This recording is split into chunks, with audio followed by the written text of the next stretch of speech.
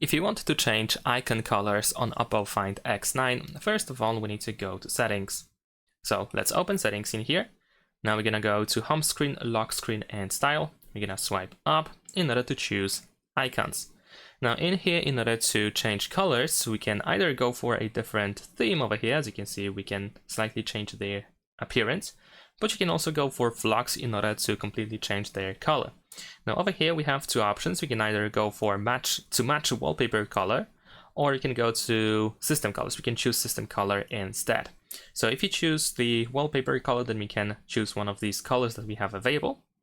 And in the case of system colors, let's actually apply these changes first.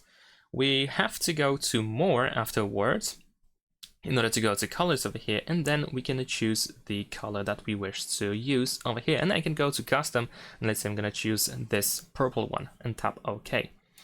And there we go. We have colored our app icons over here. So that's pretty much it. Thanks for watching, leave a like and subscribe.